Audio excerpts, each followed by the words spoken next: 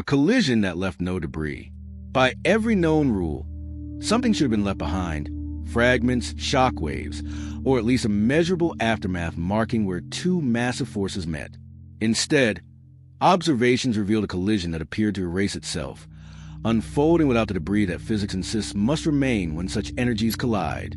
To understand why this event still unsettles scientists today, we need to revisit how collisions are understood in space.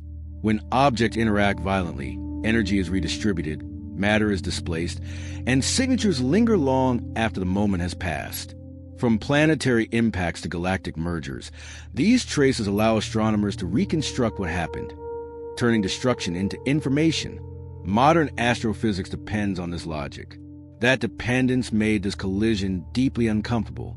The event was detected through indirect signals, gravitational effects, energy fluctuations, and timing anomalies that pointed clearly to an interaction between massive entities.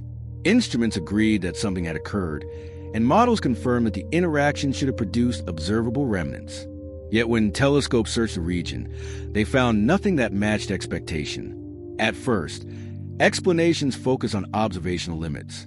Perhaps the debris was too faint, too diffuse, or too distant to detect with current sensitivity.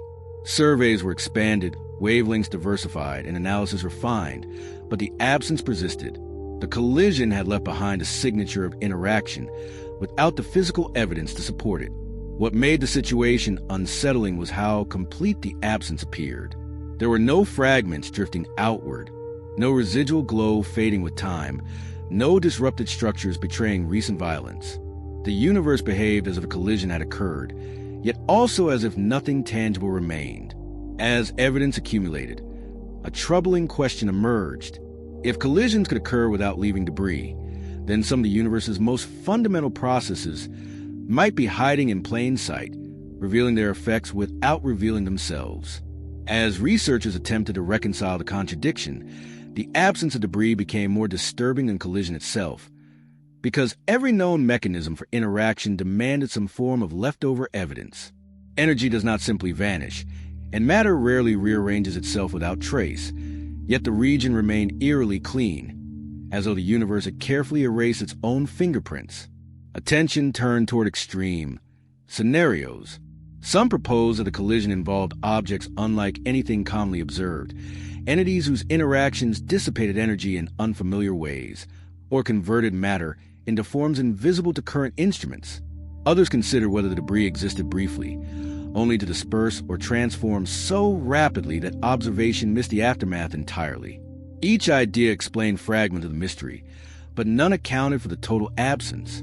What complicated the investigation was how precise the initial detection had been.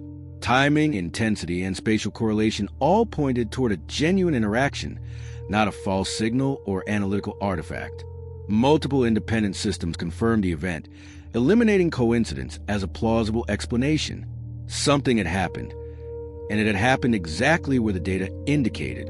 As simulations were refined, researchers encountered an uncomfortable possibility.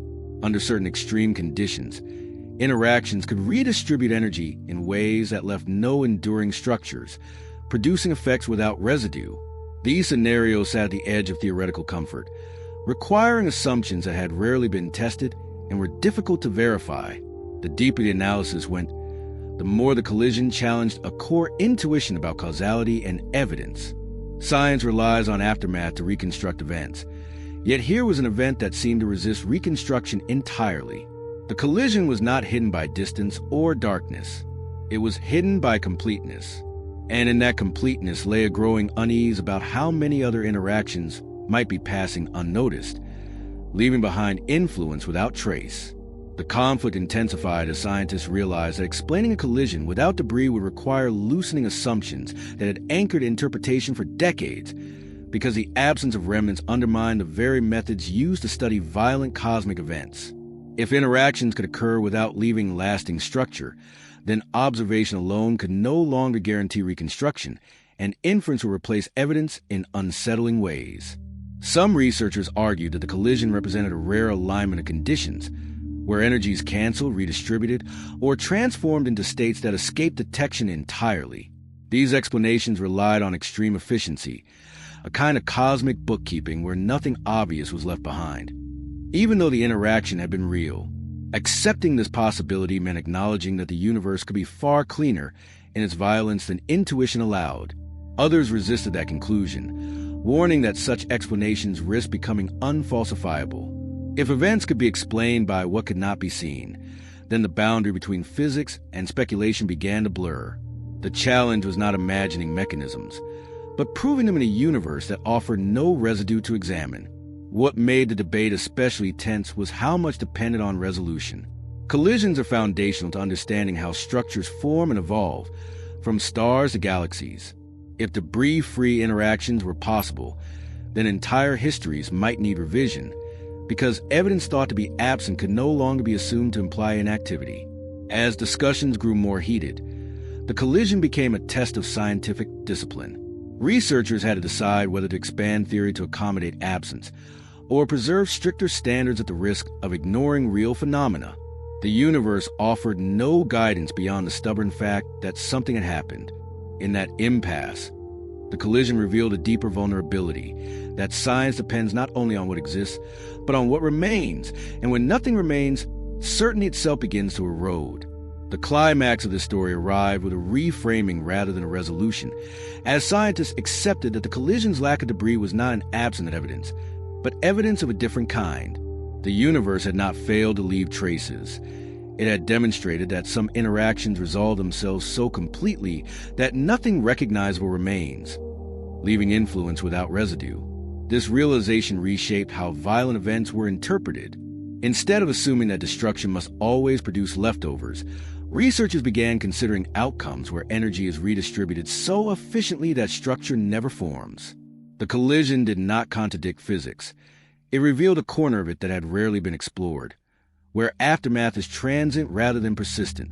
The resolution did not close the mystery, but it stabilized it. Models expanded to include scenarios where evidence fades faster than observation can capture, and caution replaced certainty when interpreting empty regions.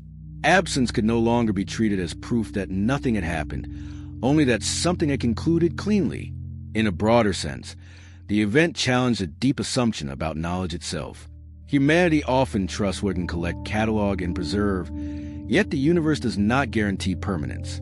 Some of its most powerful moments may leave behind no artifacts, only consequences that ripple outward and then blend into the background. Today, the collision that left no debris remains a reminder that understanding cannot rely solely on leftovers. Sometimes the universe acts, completes its work, and moves on, leaving behind nothing but questions and humility to accept that not all truths leave a trail. Subscribe to join the journey.